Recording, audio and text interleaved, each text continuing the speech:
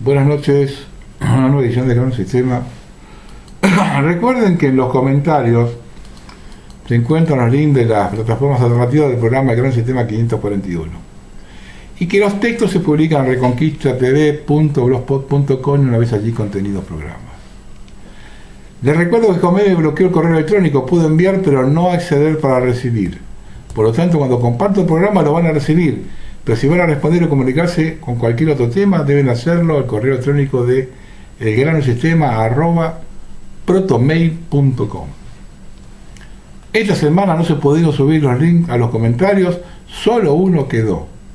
Igualmente lo sigo subiendo al blog reconquistatv.blogspot y una vez allí, links programas. Más no puedo hacer. A la gente cada vez le interesa menos los programas de las plataformas alternativas. La gente por el COVID ya no le preocupa, pero este programa que pasé el sábado, el 20% será COVID. Pasa que YouTube cada vez cierra más los pasillos. Pido disculpas a algunos si demoré en responder o cargar información en el blog. Tengo un serio problema familiar y se me complicó todo. Y ahora, y aparte yo también enfermo.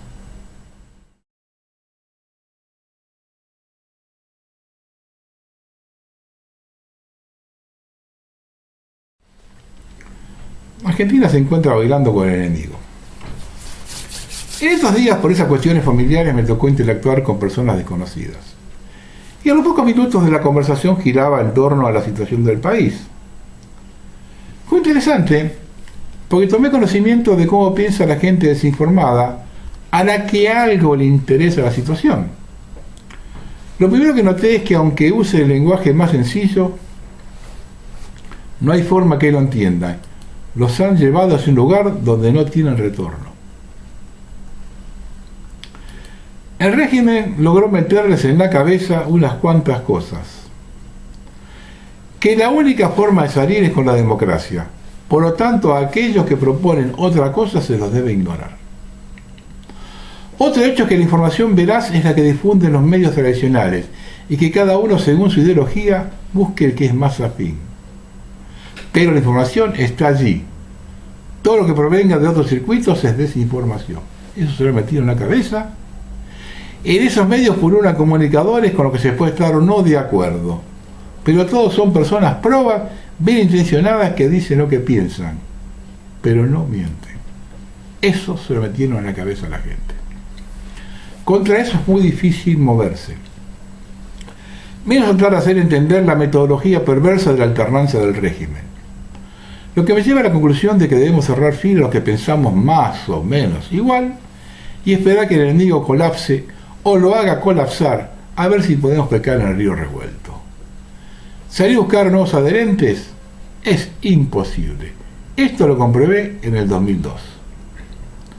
Cuando se produce el colapso del 2001, creímos que se caía todo. Al convocar dual de elecciones hubo una efervescencia por formar nuevos partidos, ya que el clamor popular era que se vayan todos. Salimos con las mesas a la plaza y nos gritaban: no queremos más partidos políticos, son todos iguales. Nosotros, que no nos conocían, éramos la misma cosa que los otros, que habían cagado a la gente. Resultado, en 2003 pasamos de que se vayan todos a que regresen todos. El 90% votó como vota siempre, el pro y la contra. La boleta de diputado de la provincia de Buenos Aires era una tomada de pelo. Estaban todos de vuelta. Ahí me di cuenta que el pueblo argentino cívicamente no vale nada. Ahora bien, el régimen ha hecho un trabajo perfecto. ¿De cuándo comienza esto? Inicios formales caseros. Así el régimen liberal toma el control del país y para establecer el sistema de gobierno instala dos medidas: terror hacia el enemigo y fraude entre ellos. Y para los que me quieran calificar de lo que no soy, les paso una cita del prócer máximo del régimen, Sarmiento, quien pinta, como ninguno, la realidad. Textual: nuestra base de operaciones ha consistido en la audacia y el terror que empleados hábilmente nos han dado este resultado admirable. Los gauchos que se resistieron a votar por los candidatos del gobierno fueron encarcelados, puestos en el cepo, enviados al ejército para que sirviesen en la frontera de los indios, y muchos de ellos perdieron el rancho, sus escasos bienes y hasta su mujer. Pusimos en cada parroquia cantones con gente armada, bandas de soldados armados, recorrían la calle de noche de la ciudad acuchillando y persiguiendo. Fue tal el terror que sembramos entre toda esa gente con este y otros medios que el día 29 triunfamos sin oposición.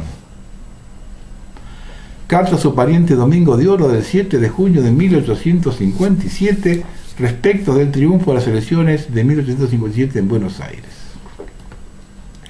Pero sigue Sarmiento. Necesitamos entrar por la fuerza en la nación.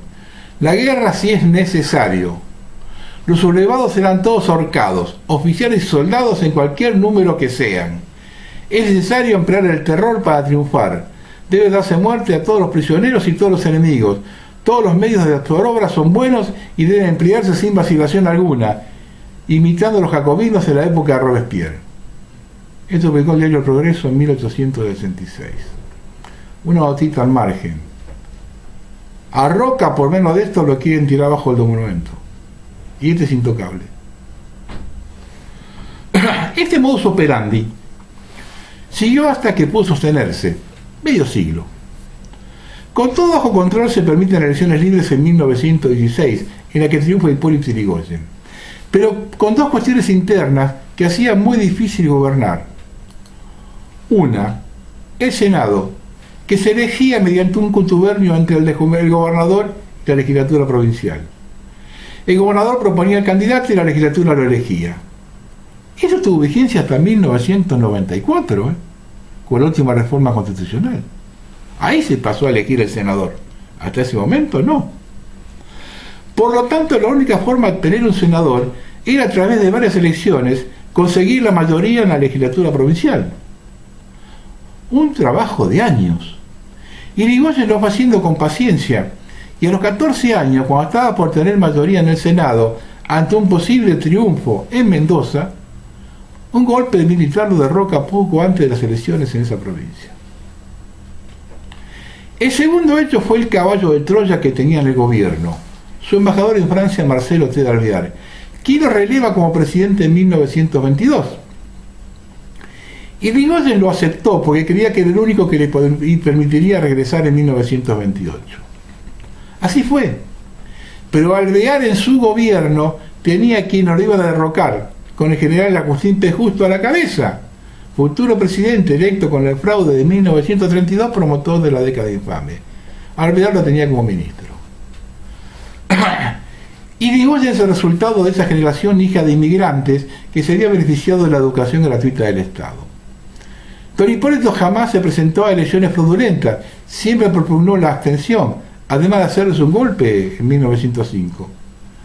Cuando la abstención tomó cuerpo, no hubo más remedio que dar elecciones libres, pero con el condicionamiento citados anteriormente. Pequeño parrafito. Esa revolución de 1905 fue financiada totalmente con los recursos propios de Yrigoyen, que tenía estancias en la provincia de Buenos Aires, trabajo. Con eso es financiar la revolución. Ojo con ese detalle. Nunca con plata del Estado. Con la presencia de Yrigoyen y su posterior derrocamiento quedaron dos cosas en claro que rigen hasta el día de hoy. Una, los liberales solo pudieron gobernar con fraude y a la fuerza, salvo con Macri. Hasta ahora fue siempre así. Y la segunda es que con don Hipólito nace otra de las grandes premisas del régimen, votar en contra de. Esto se perfeccionó con Perón, y seamos honestos, con su personalismo le dio de comer a los otros, dividiendo la sociedad en dos partes casi iguales. La Revolución Libertadora lo viene a consolidar, eso de votar en contra de.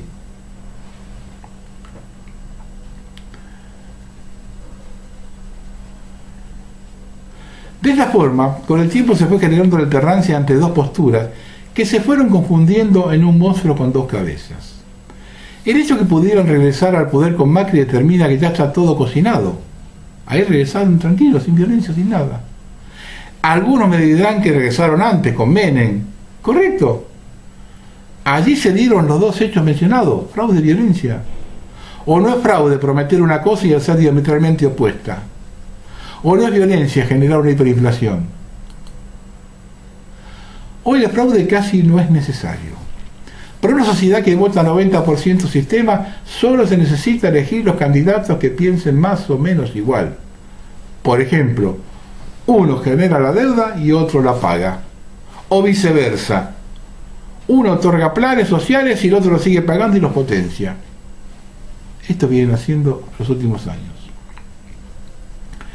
El objetivo es el mismo: profundizar la decadencia interna y la dependencia externa. El tema de la deuda comenzó con Martínez Dios. Desde 1983, ¿alguien cuestionó la misma o propuso revisarla? No. Todos la pagaron haciéndose cómplices de los 550 ilícitos determinados por el juez Ballesteros. No, el juez Ballesteros fue el que entregó la causa tras la denuncia de Alejandro Olmos. Que tomó la denuncia fue otro. Bueno, ¿no es un chiste macabro que Martínez Dios haya estado detenido en domicilio por el caso de un desaparecido? Una demostración más clara de que esa no existe. Cuando insisto en que hagan la prueba de si un presidente hubiese podido hacer el trabajo de otro, y el resultado es no, que cada uno calzó justo, es la demostración que todos fueron designados por el régimen. Y la prensa del sistema orientaba a quién votar. Así, cuando Menem obtiene en 2003 el 27% de los votos, siendo la primera minoría, los medios se tiraron con todo, diciendo que no podía asumir con ese porcentaje, y decidieron bajar de la segunda vuelta. Resultado, asumió Kirchner con el 23%. Un aplauso para tomada de pelo, un chiste de salón.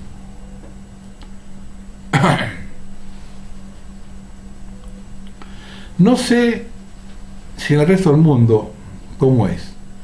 Aquí el 90% de la población entró por el aro. Recuerdo en 2002, cuando queríamos juntar firmas en las plazas, nos decían: ¿quién los conoce? ¿Quiénes son ustedes? Sin detenerse a averiguar. Viendo los resultados del año siguiente, en vez de votar bueno o malo desconocido, votaron malo conocido. ¿Todavía tenemos el atrevimiento de quejarnos? Para los que se ensuciaron con quienes no les ofrecimos soluciones, tengan en cuenta una cosa: aquí nadie aplicó magia. El régimen nos trajo hasta aquí con trabajo en equipo y perseverancia. Lo mismo que podemos hacer para enfrentarlos es aplicar lo mismo: trabajo en equipo y perseverancia. ¿No lo quieren entender? Bueno, esperemos cuando den la orden de colapsar todo para desguazar el país, dónde y cómo se encuentra cada uno. En ese momento nos percataremos de cuántos somos en realidad y si podemos pescar en río revuelto. Esperanzas hay hasta 5 minutos antes de la muerte. Lo último que debemos hacer es perderla.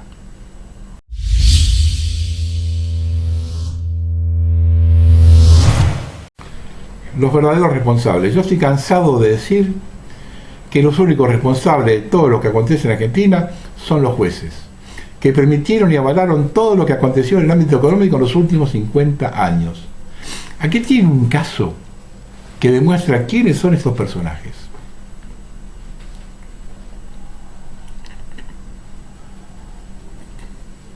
El juez federal Walter Bentó recibió nuevas y graves imputaciones por parte de su padre Eduardo Puigdéncolas. El magistrado acusado está investigado desde hace más de un año como presunto jefe de una asociación ilícita que cobraba coimas a cambio de servicios judiciales para personas sujetas en proceso. Bento sumó de esta manera la orden de detención número 15, que está sujeta a proceso en la justicia federal. Sigue ejerciendo el cargo a pesar de ello, debido a que la causa en su contra avanza muy lentamente en el Consejo de la Magistratura. El caso que ahora se le imputa tiene el número 15 y su principal protagonista es un allegado al ex jefe de la barra del Club Godoy Cruz, en Mendoza, Daniel El Rengo Aguilera, llamado Cristian Oliva, quien habría sido beneficiado por el magistrado para acceder a la prisión domiciliaria. A la par de las graves imputaciones, el fiscal Dante Vega volcó en el expediente imágenes y chats de 2 teléfonos celulares extraídos de la casa del juez Bento en Palmares, que dan cuenta de sucesivos viajes al exterior. Estos mensajes dan cuenta también de la relación estrecha de Bento y su esposa, Marta Boiza, con una pareja, Roberto Mar Massi y Sandra Massi. Massi había tenido problemas judiciales, los cuales habían sido resueltos en la justicia por el propio magistrado, a pesar de la evidencia del vínculo. Los chats dan cuenta de viajes compartidos entre la pareja Massi y Bento y su esposa, y las fotos son reveladoras también de los lujos del juez en Las Vegas, posa fuera y dentro de una limusina. En cuanto a las imputaciones, Puidéngolas acusa a Bento en esta oportunidad de 11 hechos de abuso de autoridad y por la comisión del delito de prevaricato. Esto publicó Los Andes. Y acá tienen otra. La jueza federal subrogante de Bariloche, Silvina Domínguez, que dispuso la entrega de 180 hectáreas del ejército a una comunidad mapuche. Fue denunciada ante el Consejo de Magistratura por el legislador Juan Martín. Silvina Domínguez dispuso en febrero pasado la entrega gratuita de la titularidad de las tierras a favor del Instituto Nacional de Asuntos Indígenas para su posterior adjudicación a la comunidad Millaonco Ranquehue. La absolución de María Nahuel, integrante de la violenta agrupación Winku Laufe Mapu, por agredir a la fiscal federal Silvia Little en plena audiencia, arrojando un lapicero metálico, desnudaba la ideología de Domínguez. Su controvertida solución provocó la renuncia de Little, quien finalmente fue confirmada en el cargo tras el compromiso expreso del Consejo de Magistratura de ponerle un equipo a disposición. Me siento sola y decepcionada, le dijo la fiscal a su entorno. Martín opinó que la magistrada no hizo lugar a las pruebas ofrecidas por la parte demandada, siendo ese uno de los argumentos principales por denunciar su mal desempeño. Para el parlamentario provincial, la sentencia de Domínguez no está bien fundada e incluso ignora otros antecedentes jurídicos a reclamos similares, como de la comunidad Chiripay-Antú. Esta comunidad originaria demanda 170 hectáreas y generó un interesante antecedente, jurisprudencia que no fue tenida en cuenta por la jueza Domínguez al emitir su fallo. Como sucedió con Millaonco Ranquehue, el Instituto Nacional de Asuntos Indígenas la reconoció a Chiripay-Antú la propiedad usurpada, hizo la mensura y ordenó la entrega de título de sus tierras, pero la Sala 3 de la Cámara Contencioso Administrativo Federal dictó la nulidad de la medida, porque el INAI entregó el título a Chiripay-Antú sin darle participación a Río Negro en el proceso. Falencia que se repitió en el caso de Millaonco Ranquehue, aunque Domínguez ignoró el antecedente. Estos son los jueces, los responsables del 100% de los problemas argentinos.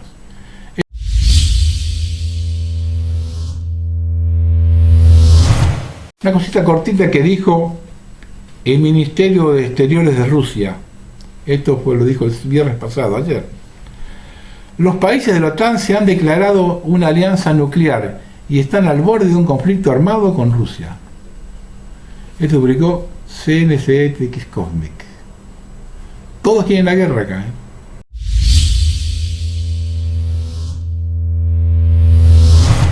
Y acá alguien está tapando algo. El jueves pasado se produjo un incendio en la ciudad de Buenos Aires, con muertos y heridos en un edificio. La familia donde se produjo el incendio es de un líder de la comunidad judía de Argentina, que vivía con su mujer y 9 hijos. Solo sobrevivió él y 4 hijos que están heridos. Los primeros en llegar al lugar fue una organización de paramédicos judía. Lo confirmaron ya en televisión, aún antes del 9/11. Facebook, y esto también es curioso, Facebook emitió a varios usuarios, aún de otras provincias, una alerta nunca vista de una organización de inteligencia internacional para consultar a los usuarios que indicaban si estaban a salvo. Pregunto, ¿tiene información confidencial?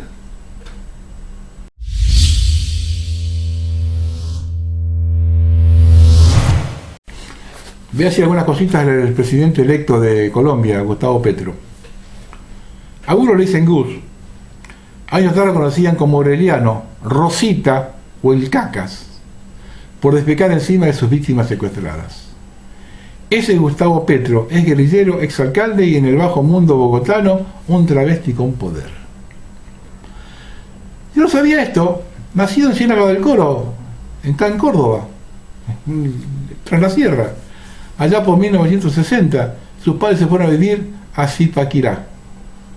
Tuvo una vida de ocio que lo llevaban a pararse en las esquinas y reunirse con cafres de todo tipo que lo vincularon a la guerrilla. Tenía 17 años y su lamentable aspecto físico ya había causado estragos en su personalidad insegura y taimada.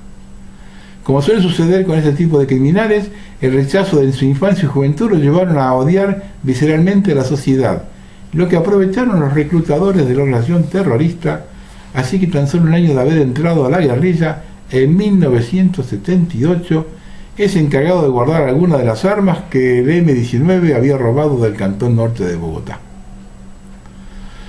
No lo descubrieron, así que se creyó el cuento de ser una especie de Robin Hood en Zipaquirá, y en medio de las drogas y el desenfreno sexual, Petro empezó a desinhibirse y dio sus primeros pasos como travesti. Vestido como mujer, precisamente sería atrapado por el ejército unos años más tarde, tanto así que la comunidad gay en Bogotá lo empezó a conocer como Rosita. Una vez movilizado e indultado, ya no era conocido como Aureliano, asistía regularmente a las fiestas clandestinas, convirtiéndose en un protagonista de los travestidos de Bogotá. Una evidencia es el supuesto accidente que sufrió en la cabeza y que cobardemente inventó que se había dado un golpe con la mesita de noche. Realmente lo sucedido fue que su esposa lo encontró en alto estado de embriaguez teniendo relaciones sexuales con uno de sus amigos y luciendo ropa de mujer, lo cual al ver que lo estaban penetrando a su mujer le provocó la ira descontrolada, propinándole un golpe con un tacón en la cabeza.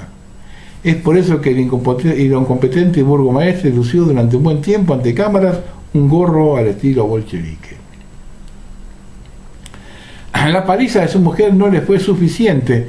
Siguió sus andanzas sodomitas, lo que lo llevó a iniciar una relación extramatrimonial con el joven Tatiana Piñeros, un transexual que además de vivir en un apartamento pegado por Petro en el exclusivo barrio Rosales de Bogotá, frecuenta las más costosas peluquerías del sector, saltándose los turnos y diciendo abiertamente que es la novia del próximo presidente. Cabe resaltar que su novia o novio hizo parte de la lista del Senado Diecentes, que por fortuna no alcanzó a entrar en la próxima legislatura. Esta es una de las muchas caras de Petro que no todo el mundo conoce. Sus engaños y mentiras populistas lo llevaron a la segunda vuelta de las elecciones pasadas con 8 millones de votos, llevándolo al delirio y aumentando su sed de poder, tanto así que decidió crear un gabinete paralelo en colisión con sus compañeros narcosubversivos de la FARC y el novelista traqueño Gustavo Bolívar alias Bachué. Esa es la Colombia humana que casi llega al poder bajo el falso seudónimo de los decentes y de la mano negra del expresidente Santos, que le dio su apoyo a escondidas traicionando a su candidato de la Unidad Nacional, Germán Vargas Lleras. Le prometió a sus seguidores hacerle al gobierno de Iván Duque una oposición mezquina, basado en el odio y la desinformación, empleando todo tipo de estrategias maquiavélicas y judiciales para impedir el funcionamiento de la ley y la democracia, capacidades que ya son conocidos de su actuar, el irrespeto de la ley y las instituciones. Ahora van a ver una fotografía proporcionada por la Policía Nacional de Colombia en ocasión del arresto de Gustavo Francisco Petro Urrega en la ciudad de Cundinamarca, el 24 de octubre de 1985. Quien en el momento de su detención vestía falda rodillera, calzaba zapatos rojos de tacones altos 7 centímetros. En la cartera encontraron una pistola calibre 45, un lápiz labial de color rojo intenso, una especie de maquillaje color pastel y 4 pitillos de cocaína.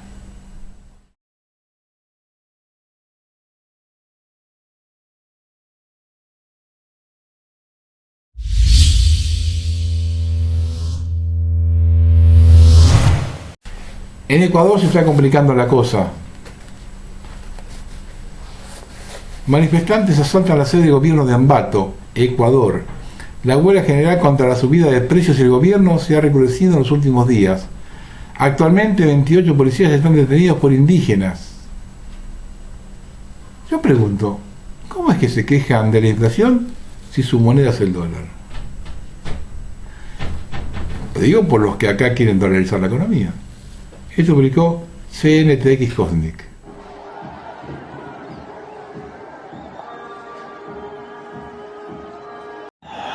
Tomaron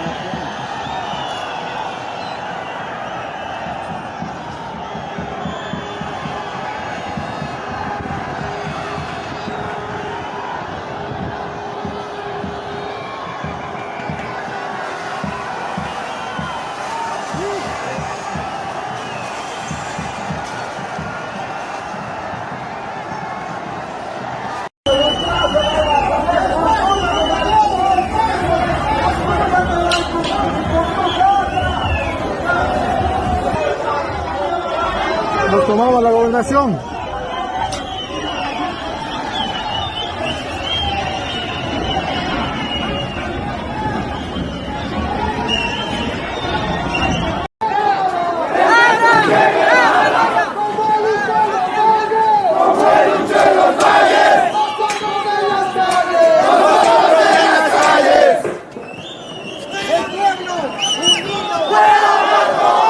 Ecuador supera los 10 días de desestabilización, lo que en teoría empezó como una marcha de campesinos reclamando el elevado costo de vida, se tornó en un intento de golpe de Estado para destituir al presidente Guillermo Lasso. Luego de más de 2 años de pandemia, confinamientos y con ello el debilitamiento de la economía y el sistema de salud, agrupaciones indigenistas tomaron las calles. Y la embestida fue implacable. En el país sudamericano el sector campesino ha sido el más afectado por la guerra en Ucrania, dado principalmente por el hecho de que Ecuador importa de Rusia la urea, un fertilizante muy utilizado en labores de campo. Ahora el campo está bajo asedio. Cada día de paro se pierde la capacidad de pagar a 3.000 trabajadores, reportan los florícolas. Los sectores productivos reportan 108 millones de dólares de pérdidas, la manufactura más de 16 millones de dólares, y el 79% de las reservas de turismo han sido canceladas hasta el momento. Por día en dicho sector el turismo pierde entre 2 y 5 millones de dólares.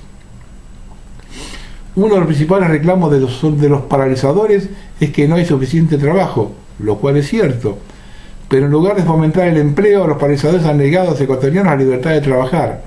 Los taxis que se atreven a circular son incendiados, los buses son destrozados a palazos y los pasajeros descendidos por la fuerza. Eso en la ciudad.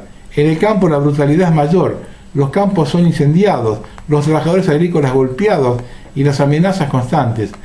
Y es que el indigenismo, una ideología funcional al socialismo, en cuanto lleva la lucha de clases al plano étnico, promueve la plurinacionalidad, así como los separatistas catalanes y vascos apelan al terrorismo y pregonan una justicia paralela. La justicia indígena incluye castigos corporales, fuego y azotes con ortiga.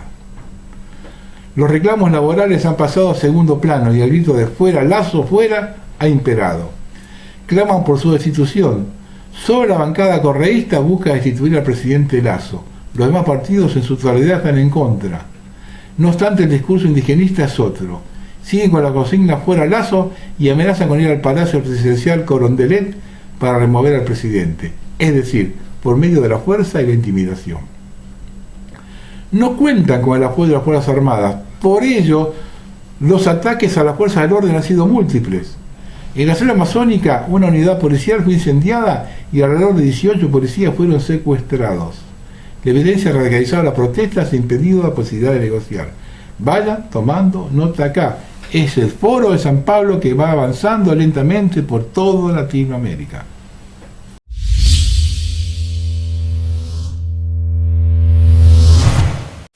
Esta es la lógica del capitalismo. Mark Faber es analista de inversiones y hombre de negocios. En junio de 2008, cuando la administración Bush estaba considerando lanzar un proyecto para ayudar a la economía estadounidense, Mark Faber terminó su recorte mensual con un comentario humorístico. El gobierno federal nos otorga a cada uno de nosotros una beca de $600. Si gastamos ese dinero en el supermercado Walmart, el dinero va a China. Si lo gastamos en gasolina, va para los árabes. Si compramos una computadora, se va a la India. Si compramos frutas y verduras, irá a México, Honduras y Guatemala. Si compramos un buen auto, irá a Alemania o Japón. Y si compramos baratijas, irá a Taiwán. Y ni un centavo de ese dinero ayudará a la economía estadounidense. La única forma de mantener ese dinero en Estados Unidos es gastarlo en prostitutas y cerveza, considerando que son los únicos bienes que aún se producen aquí. Yo estoy haciendo mi parte.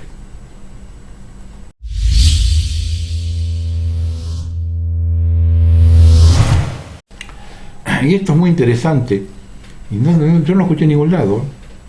Lo escribió Great Game India, que es el acuerdo de gas entre Israel y Europa. El estado de conflicto de la Rusia contra Ucrania es difícil de predecir. Puede tener un impacto significativo en el frente inesperado. Un acuerdo de gas entre Israel y Europa se transformará en la geopolítica europea y la seguridad energética. Esta semana Israel se estableció formalmente como proveedor natural de Europa, uno de los mercados más grandes del mundo. La divulgación de un acuerdo firmado por Israel, Egipto y la Unión Europea el 15 de junio en el Foro de Gas del Mediterráneo Oriental será un acuerdo importante tanto para Europa como para Israel. La búsqueda de los europeos de fuentes alternativas al gas natural es un efecto directo de la operación militar de Rusia en Ucrania. Europa ha dependido del gas natural ruso y de los favores energéticos de Rusia durante décadas.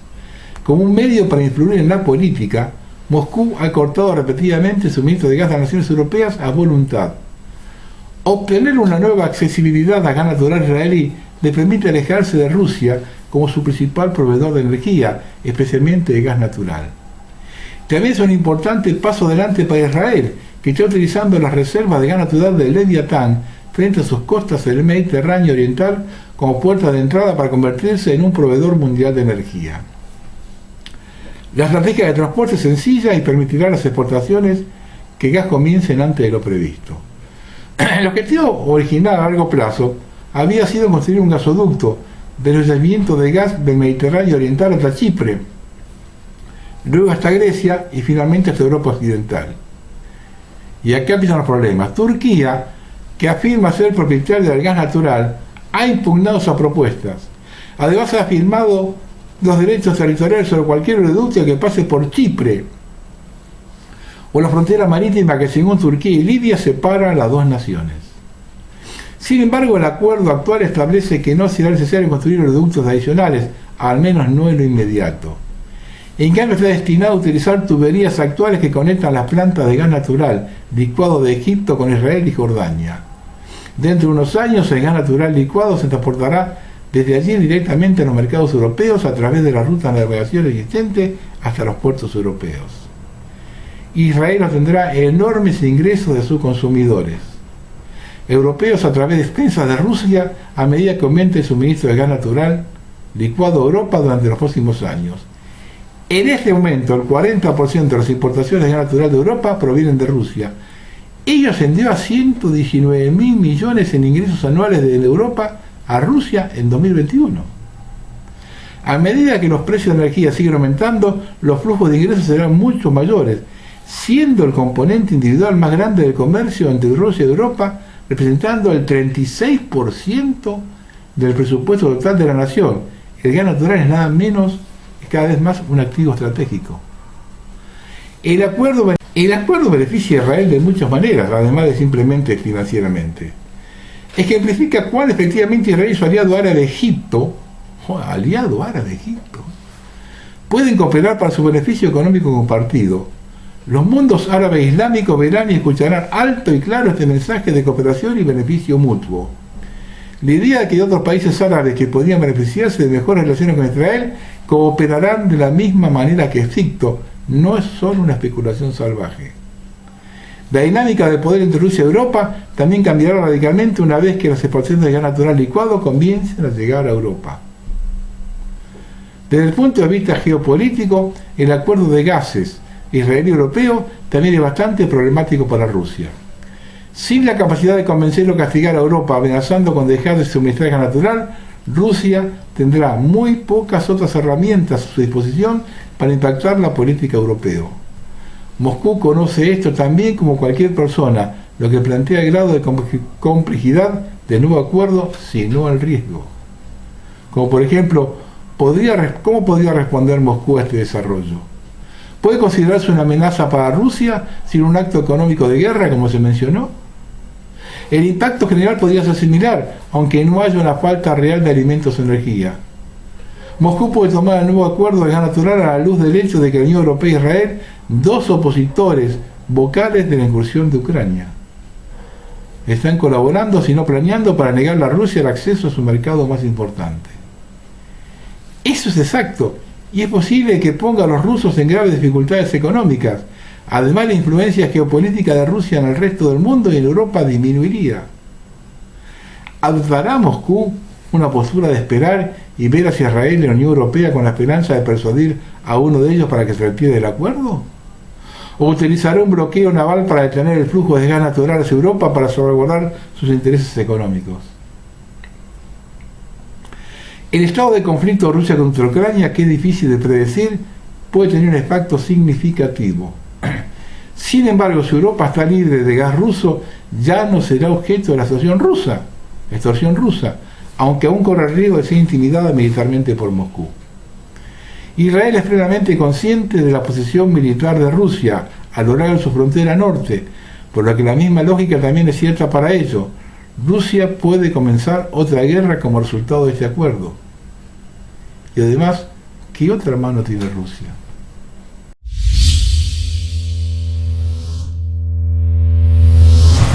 Esto que escribió Tyler Durden, que es la confianza en los medios.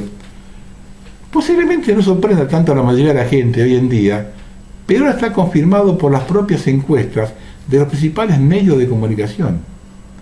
Están perdiendo rápidamente su audiencia y su influencia.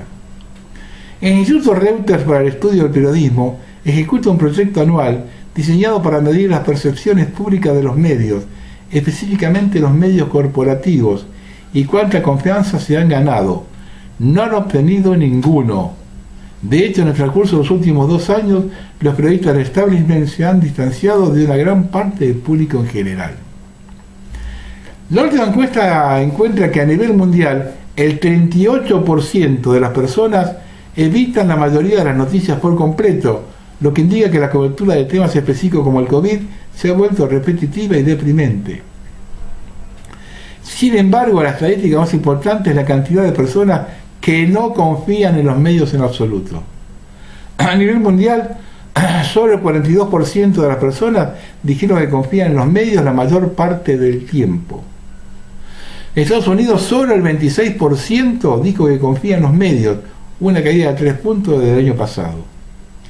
Esto se ve reforzado por la caída exponencial de las calificaciones de noticias principales en los últimos años. CNN aproximadamente perdió el 70% de su audiencia en datos demográficos claves este año. Y la cadena sufrió recientemente unos índices de audiencia semanales más bajos desde 2015. Las cifras de audiencia de MSNBC bajaron un 32% este mes, ya que sus programas en horario de máxima audiencia luchan por mantener una audiencia de 1 millón de personas. Incluso las audiencias del 6 de enero, promocionadas como el evento histórico para Estados Unidos, que supuestamente presentaría pruebas de una insurrección planificada del gobierno federal, solo atrajeron 20 millones de espectadores en 12 redes. Esto es alrededor del 6% de la población norteamericana, que se molestó en mirar. Fox News es la única red cooperativa que parece tener una audiencia constante.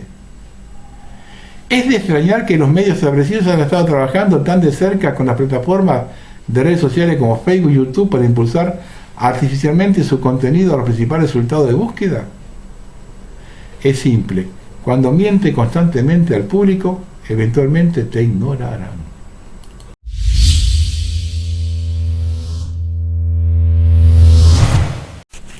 Esto lo publicó la Dirección Sala de Prensa Ambiental acá en Argentina, que son experimentos químicos en el norte cordobés. Acá hay unas cosas rarísimas que están pasando. De tanto buscar, finalmente aparece que encontraron una nueva excusa para instalar la legalización del desmonte químico en territorio cordobés. Los arbustos que crecen entre los alambrados de los establecimientos ganaderos causan pérdidas a los productores y además podrían propagar incendios. El argumento es esgrimido desde el campo experimental del INTA de Anfunes, impulsado por la Secretaría de Ganadería Provincial y la Sociedad Rural de esa región. Hay que eliminar la vegetación que invade los alambrados de los campos y para ello no puede haber mejor idea que arrojar diferentes compuestos químicos, herbicidas y o arbusticidas para producir la muerte o el debilitamiento de las especies leñosas. Una metodología dice capaz de llevar adelante la limpieza de alambrados en forma económica y eficiente con el fin de impedir que los grandes productores ganaderos se vean perjudicados. ¿Quién financia estos ensayos? Atrás del decorado experimental asoma Corteva. Corteva Agroscience, la compañía transnacional que provee los agroquímicos. La experiencia de desmontes ilegales en el norte cordobés muestra desde hace años que en cuestión de días un centenario bosque nativo pasa a ser un campo ganadero. Y la velocidad de ese cambio es proporcional a la rapidez con que las grandes productores de vacas pulverizan con productos químicos la vegetación y todo lo que la rodea, aunque la ley lo prohíba. La sociedad cordobesa tiene la piel sensible a partir del último intento por parte del gobierno provincial y de los grandes empresarios ganaderos de modificar la ley de bosques en el 2017. Una de las novedades que impulsaba esa modificación radicaba en habilitar el desmonte químico, legalizándolo, un intento fallido hasta ahora. Siempre digo lo mismo, el enemigo trabaja no 24 horas por día, 30 horas por día.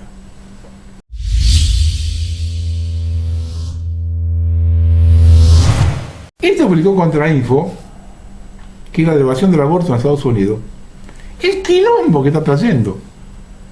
Hay manifestaciones de los pañuelos verdes en todos los estados. El Tribunal Supremo de Estados Unidos derogó la legalización del aborto en Estados Unidos. Los jueces de la Corte decidieron dar marcha atrás con el fallo precedente Roe contra Wade de 1973, que había habilitado el aborto en todo el país. De esta manera, cada uno de los 50 estados podría legislar sobre la materia y autorizar o prohibir la práctica. Según un cálculo preliminar, 26 de ellos lo prohibirían casi de inmediato con el nuevo fallo. El mes pasado, el Senado de Estados Unidos no logró promover la legislación sobre el derecho de aborto en una votación donde el Partido Demócrata intentó presionar la intención de la Corte Suprema de Justicia de anular el fallo del 73. No pudieron hacerlo. En septiembre, Texas promulgó una ley que prohíbe el aborto desde el momento en que se detecta el latido cardíaco en el feto, alrededor de las 6 semanas de gestación. Se conoce como ley de latido. Idaho fue el siguiente, pero la ley fue bloqueada por el Supremo Estatal. Recientemente Oklahoma adoptó una legislación provida que amplía la de Texas a prohibir el aborto desde el momento mismo de la concepción. En 2020 se practicaron 930.160 abortos en Estados Unidos. Reitero, a mí me llegaron hoy, pues no lo pude meter en el programa porque ya estaba todo terminado el hacer el programa. 2 despelotes que están haciendo los abortistas en todo Estados Unidos.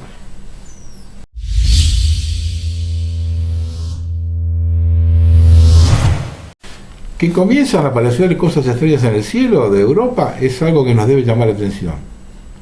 Lo que van a ver ahora, la primera es de los Balcanes y la segunda en Birmingham, Inglaterra.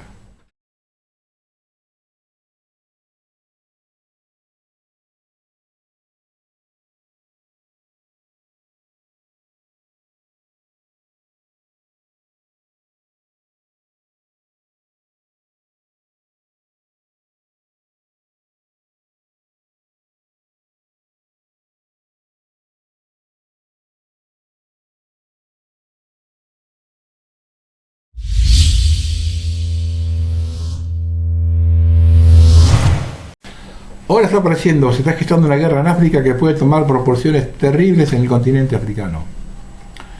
Los soldados del grupo rebelde M23 han tomado la ciudad de Bunagana, situada en la frontera con Uganda. Las fuerzas armadas del país ofrecieron resistencia, pero se vieron obligados a retirarse. Al menos 600 soldados de la República Democrática del Congo habían huido a Uganda después de que los combatientes del grupo M23 capturasen la ciudad fronteriza de Bunagana. Las tensiones entre la República Democrática del Congo y Ruanda han provocado violentos disturbios en la ciudad fronteriza de Goma, donde manifestantes congoleses saquearon tiendas propiedad de ruandeses y atacaron el puesto fronterizo ruandés. Un soldado congolés ha cruzado la frontera de Ruanda con su AK-47 disparando a los guardias fronterizos ruandeses. 2 han salido heridos mientras el soldado congolés ha muerto.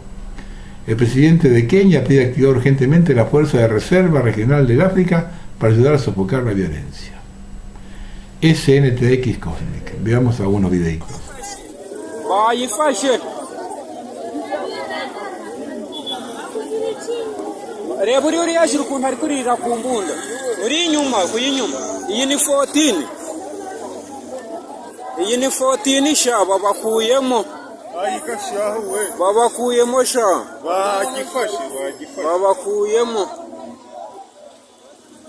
Bari kurira sha no kurira babakuyemo sha babakuyemo birarangiye babakuyemo kera bari kurira sha bari no kurira nakakwambura.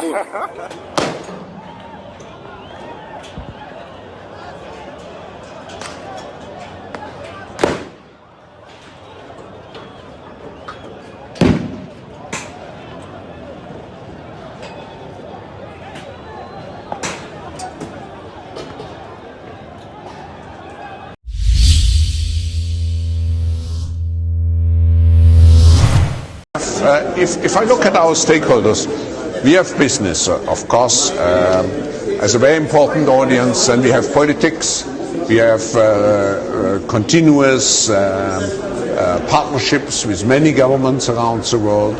And of course we have NGOs, we have trade unions, we have all those different parts. Media, of course. Media, of course, and very important experts and scientists and academia.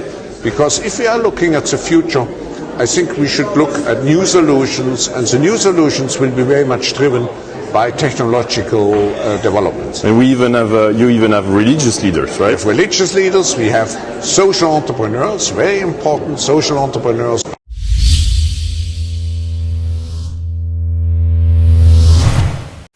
Esto me lo mandó un oyente. Hace unos cuantos años la empresa inglesa Mead Johnson le compró las leches infantiles a Sancor. El año pasado se la vendió al laboratorio Reumers, donde hay alguien de gobierno metido. A partir de eso empezó a demorar la llegada de un insumo, quedando rezagado siempre en la aduana y atrasaba la producción. Antes no sucedía esto. Es raro. A su vez, ese fideicomiso que se formó para supuestamente ayudar quedó todo en la nada. Y había gente de gobierno también metida. Nosotros seguimos igual y ni el gremio nos defiende. Al sueldo lo tenemos atrasado.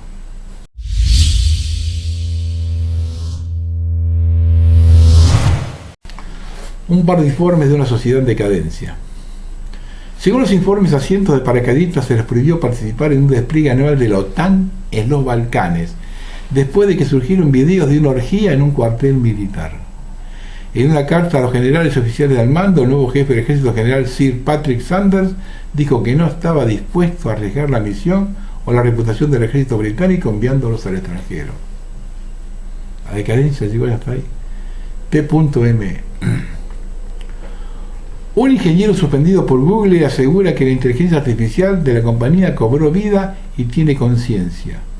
Una máquina de inteligencia artificial que cobra vida, piensa, siente y mantiene una conversación como en otra persona. Explicó. Se está entrando en lugares muy complicados ya. 93 años, arrestado por manifestarse a favor de Assange. La muerte del periodismo en el mundo. 93 años.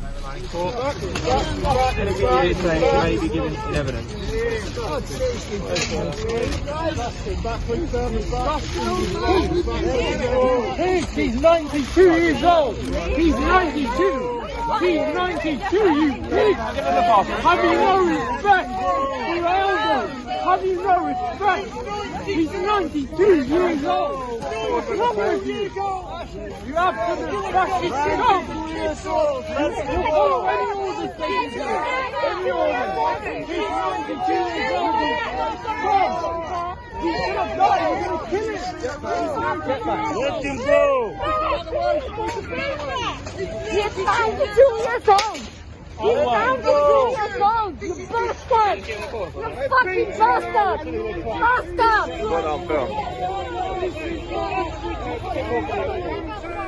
El diario USA Today tuvo que borrar 23 artículos tras admitir que inventó fuentes y noticias falsas.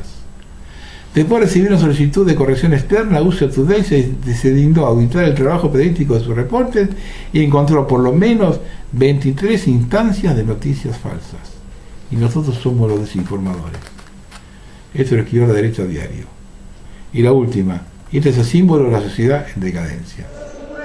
Nosotros somos activistas, pero somos activistas que luchamos por democracia y por libertad y por los derechos. ¿Ya? Lo que retumba es lo que hay aquí. Eso es lo que retumba.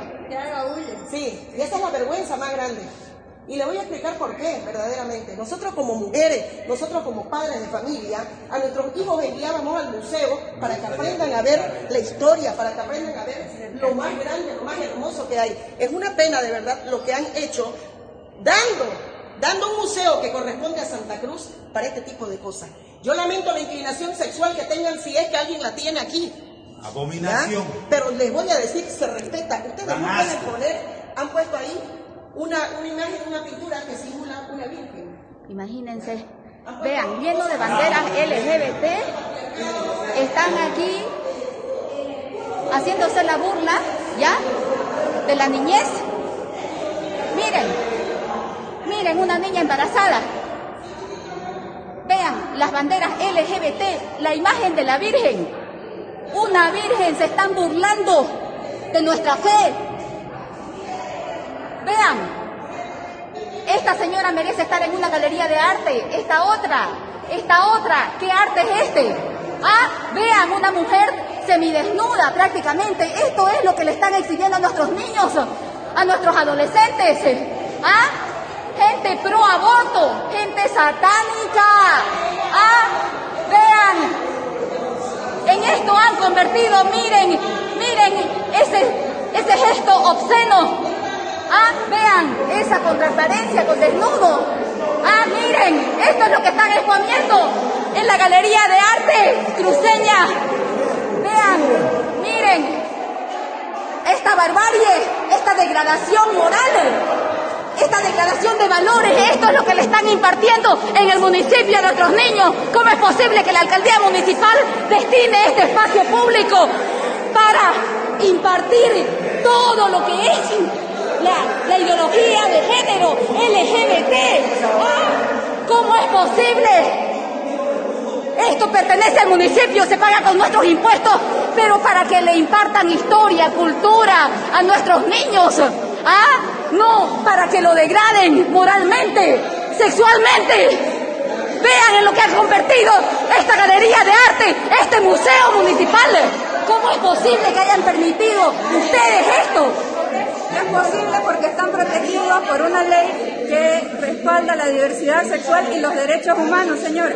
Gracias. ¿Usted cree que eso es impartir cultura, historia, ideología a nuestros niños?